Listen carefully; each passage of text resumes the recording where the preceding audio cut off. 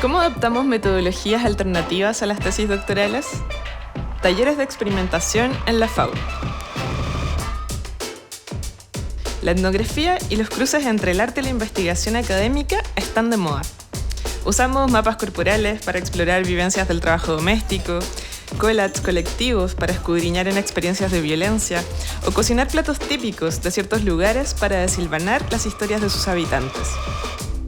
Pero ¿cómo se transforma todo esto en conocimiento más allá de lo performático? Un grupo de investigadoras feministas nos reunimos durante una semana para pensar en esto junto a estudiantes de doctorado. En este podcast les contamos qué pasó.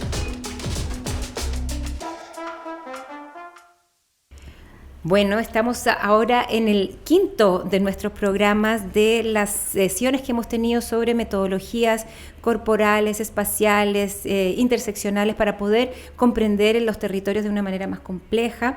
El día de hoy tuvimos una sesión muy bonita. Yo me la perdí, así es que voy a pedir harto detalle, Cata, para que me cuentes. Estamos con Catalina Arteaga. Ella es profesora académica de la Facultad de Ciencias Sociales de la Universidad de Chile y es parte del doctorado en Ciencias Sociales y ha sido parte importante de este proyecto que llevamos ya casi 1 año y medio ejecutando. Entonces sabíamos que la autobiografía como una metodología podía ser probablemente útil, pero no sabíamos exactamente cómo iba a funcionar, no sabíamos qué iba a suceder.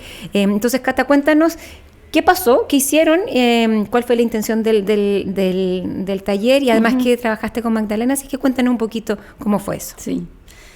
Bueno, desde el año pasado que estuvimos en el curso de interseccionalidad, paralelamente yo estaba en un taller literario y también mucha reflexión desde la sociología, del vínculo entre estructura y sujeto, entre la sociedad y nosotros como individuas. Entonces sentí que el tema de la interseccionalidad como los ejes de desigualdad vinculados a la experiencia cotidiana y la experiencia de la vida en el fondo son un espacio y un momento muy importante como una posibilidad analítica. Entonces cuando armamos el taller, Magdalena es tesista del doctorado en Ciencias Sociales, está terminando su doctorado sobre mujeres trabajadoras, madres, y desde la interseccionalidad dijimos, bueno, yo pensé, hagamos un taller donde puedan escribir, que es parte de la escritura, es parte de la actividad académica y es parte de la actividad doctoral, es parte de la actividad de investigación. Entonces escribamos, pero escribamos desde otra postura que es al menos en sociología no es muy típica, que es desde uno mismo, ¿no? Siempre estamos mirando a otros, leyendo a otros, analizando a otros, entrevistando a otros y a otras. Entonces, bueno, mirémonos nosotras y nosotres un poco como sujetas, ¿no? de estudio, pero también sujetas de mirarnos a nosotras y a nuestra sociedad y nuestra historia, desde distintos ejes. Creo que mirarse permite también un ejercicio como pedagógico y de comprender conceptos abstractos de repente, las desigualdades, cómo uno las vive, o los mismos ejes los cruces, ¿no? Desde la interseccionalidad. Si uno las piensa para sí misma o para sí mismo, es más fácil como entenderlo y vivirlo. Entonces, pensamos en una metodología que tuviera distintos momentos. Primero hicimos una introducción más teórica, pero muy breve, sobre el enfoque de interseccionalidad, y luego sobre relatar autobiográficamente desde lo interseccional. Yeah. Entonces como claves ahí, ¿no? Porque la idea era que escribieran no desde lo académico, sino desde su experiencia, pero haciendo esta reflexión. Y no solamente desde solo mujer o solo hombre, o interseccionando otras dimensiones. Claro, que pudieran pensar los ejes. Entonces, hablamos de estos ejes en abstracto y después hicimos lecturas, un par de lecturas que les dimos, pero que las leímos en el curso, en el taller. Fueron leyendo todas. Una más teórica sobre una mujer chicana que es académica y que reflexiona sobre sí misma y sobre su identidad chicana y de cómo ella ha vivido como mexicana y como migrante en Estados Unidos, sus distintas experiencias de raza, desigualdad de género, territorio, etc. Y es un texto más bien académico, ¿no? ¿Es Gloria Anzaldúa? Sí, ya. Ella. Y luego leímos un texto, unos extractos de cuentos de Daniela, perdón. La chilena. Sí. Mapuche. Ella es feminista, mapuche, filósofa. Y tiene un libro que es muy bueno que se llama Piñén, donde en el fondo hay muchos relatos, pero su reflexión es sobre ser mujer mapuche en el contexto urbano. Pero además son cuentos que se narran desde su posición de niña y de joven, de su experiencia. Entonces, y en esos cuentos, narras partes de su vida, ¿no? Una sobre su experiencia de ser mujer y la otra sobre su experiencia de cómo ella se encontró o fue situada como mujer mapuche, como joven mujer mapuche. Entonces leímos eso, hicieron un trabajo de grupo donde comentaron eso a partir de un par de preguntas que les hicimos y después comentamos los textos, un poco qué vieron ellos, ya empezando a tejer el relato biográfico de estas mujeres. Los dos grupos eligieron el de Daniela, yo creo porque era mucho más como vívido y como personal, o sea, vinculando mucho lo social, pero personal, más que el otro texto que era más teórico. Entonces lo comentamos primero y después el ejercicio fue que escribieran ellas, sobre algo biográfico, donde pudieran mirar o pudieran poner en juego algún eje de desigualdad que ellas o ellos vieran durante su vida. Y ojalá ahí más de uno. Y les estaban escribiendo. Sí, individualmente. ¿Y sigo? ¿Sí? Y después escribieron ellas solas. Todos escribieron libremente. Les dijimos que escribieran libremente y del tema que quisieran. Les propusimos unos temas. Y luego el ejercicio fue que cada una leyera y comentábamos. Los comentarios... Tania propuso que el comentario fuera como en base con qué se quedaba cada una del relato. Más que comentar el relato. Más que comentar y que va a ser además mucho más largo, qué sé yo. Y bueno, y ahí fueron leyendo todos alcanzaron a leer, a todos les gustó leer. Y fue bien intenso, fue bien interesante. A ver, yo empecé a hacer una lista de todos los ejes, ¿no?, que iban apareciendo de desigualdad, y ahí uno ve claramente cuestiones, los más clásicos: género, clase, edad, raza, todo el tema de los territorios, de la movilidad, de la migración, del ir y venir. Además, nuestro grupo era, muchos colombianos, un peruano, chilenas. Entonces fueron emergiendo como muchos temas donde claramente en sus biografías, si bien había un tema central, la maternidad, las relaciones familiares, la socialización de género, la migración, como temas ejes que articulan los relatos biográficos, una parte del relato biográfico, no es toda la vida, pero sí iban emergiendo en cada relato, se ponían en circulación y en conversación los otros ejes, ¿no? La autoridad... Como que se iban sobreponiendo, se iban intercalando. Tanto en el momento como en el tiempo, ¿no? O sea, hay algunos relatos que se quedaron en un momento, en una escena, por decirlo así, y otros que más bien transitaron por un tiempo, por una etapa o por un momento.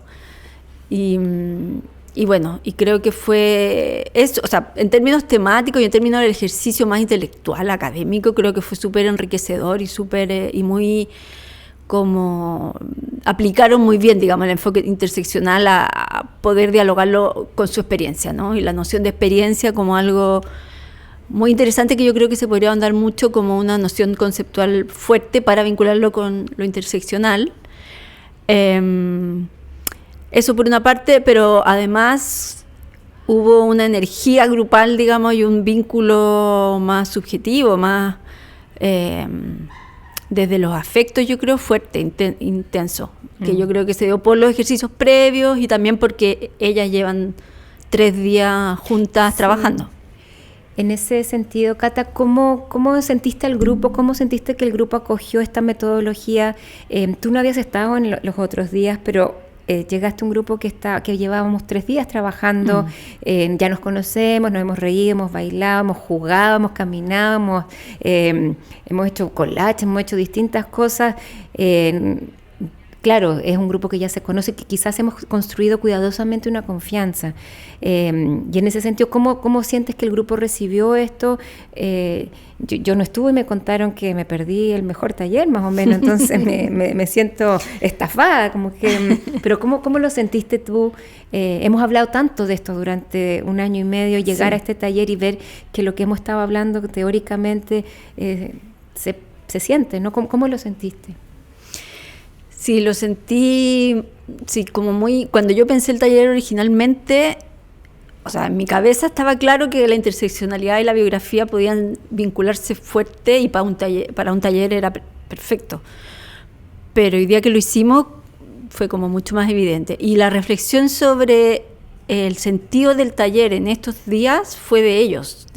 O sea, ellas dijeron, qué bueno que este taller fue al final.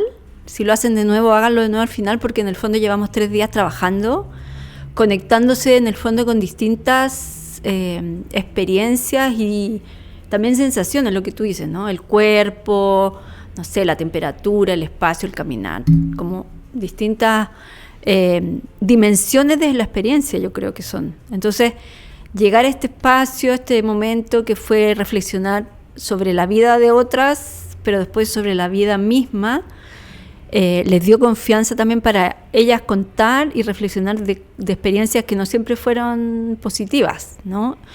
Y que más que positivas o negativas fueron, yo siento muy intensas emotivamente. Varias lloraron y se sintieron cómodas de hacerlo en este espacio, que tampoco es tan fácil, ¿no? Yo las conocía varias por las clases, pero ellas, como se conocían hace algunos días, pudieron tener esa libertad, esa confianza de hacerlo. Claro, y con algunos días solo nos habíamos visto por Zoom, ¿no? Sí, casi todas solo por Zoom. Claro. Entonces siento que estaban muy puestas, muy interesadas de entender, de poner en juego, de contarse. De incorporarse, entusiasmarse, comprometerse. Cata, nosotros hemos guiado muchas tesis en nuestro mundo académico, muchas investigaciones, y estamos probando estas metodologías y a veces no se entiende muy bien, claro, estamos jugando y bailando, quizás no, ¿cómo incorpora esto una tesis? Desde tu experiencia y desde lo que hemos conversado, desde la interseccionalidad, como las perspectivas feministas también, de cómo eso entra en una tesis doctoral, ¿cómo ves tú que esta metodología en específico puede, como desde tu experiencia también como investigadora, cómo la ves entrando en un proceso de investigación? Puede ser solamente en un inicio, puede ser una herramienta útil dependiendo de, claro, cada persona, pero ¿cómo lo ves penetrando un proceso investigativo más cuidadoso quizás hoy en nuestros programas de doctorado? Yo lo veo como una herramienta muy potente en términos de analíticos, también de difusión. Siento que en las ciencias sociales uno está acostumbrado a hablar de manera de repente mucho más compleja. A mí me pasa en sociología que el peso de lo teórico es muy fuerte. Entonces, pero por otro lado yo dialogo mucho con las perspectivas que vinculan lo teórico con lo empírico. Entonces desde ahí también me parece muy importante como darle sentido y darle voz a los sujetos y a nosotras como investigadoras, ¿no? Yo creo que ahí, bueno, se vincula mucho con el tema de la reflexión sobre el conocimiento situado, sobre nuestra experiencia como investigadora, nuestra reflexión, autorreflexión respecto de cómo investigamos con otras, con otros. Entonces, por ese lado pienso que es una herramienta relevante y potente para hacer investigación Es decir, metodológicamente creo que hay que trabajarlo más, cómo incorporamos eso. También para incorporarnos a nosotras dentro de esa investigación. O sea, está el tema de por ejemplo... Situarnos. La autoetnografía. Y también en la escritura. Con Tania hablábamos de eso también. Cómo escribir tesis distintas desde otra postura, que sean académicamente relevantes, que impliquen investigación, pero que también impliquen hablarlo o hablar desde otro lugar. Creo que hay que reflexionar, o sea, y creo que hay que empujarlo, ¿no? No creo que sea muy fácil ni tampoco muy legitimado desde el principio, o muy fácil instalarlo, pero creo que vale la pena, porque además permite que tanto las investigadoras o las estudiantes, como yo creo que el público, se vinculen mucho más cercanamente con las ciencias sociales, ¿no? Con la investigación social. Si pensamos en que queremos también que sea una ciencia social cercana, abierta, transformadora, sensible, que igual es un poco cuestionar también a lo que estamos acostumbradas. Sí. Nosotras, cuando formulamos este proyecto hace tiempo, fue antes de la pandemia, nos conocíamos, pero venimos de facultades distintas. Nuestra otra socia está en filosofía, que es Alejandra Vega, y tú estás en ciencias sociales, yo estoy aquí en la Facultad de Arquitectura y Urbanismo, y tratamos de juntar lo que podíamos ver y hacer, y nosotros desde el espacio, el territorio, se cruzan los cuerpos, la interseccionalidad vista de distintas partes. Recuerdo la primera clase de estos cursos que tuvimos el año pasado con Mara Viveros, que fue como muy iluminadora, muy clara, muy pertinente a lo que estábamos conversando, y me gustaría saber cómo ves tú que en este transitar que hemos tenido de ver, porque el cuerpo que nosotros vemos a veces es distinto al cuerpo que ustedes ven. Nosotros nos interesa lo que tocamos, ¿no? Lo material, y también aprendemos de ustedes. ¿Cómo ha sido este proceso que se plasma en lo que hiciste hoy día, quizás, de vincular el territorio, el espacio, el cuerpo, desde una mirada de interseccionalidad? ¿Qué potencial le ves? ¿O ha sido muy difícil? ¿El espacio no es muy difícil de tocar? ¿Cómo lo ves tú? Como que se tradujo hoy día, ¿no? Como parte de eso estaba en lo que tú con Magdalena hicieron esta mañana. Yo creo que este taller no hubiera sido posible sin esa vinculación. O sea, personalmente fue como un proceso de maduración también con las estudiantes, con los estudiantes y con nosotros como proyecto. Un poco llegar a imaginarse que podíamos hacer un taller que vinculara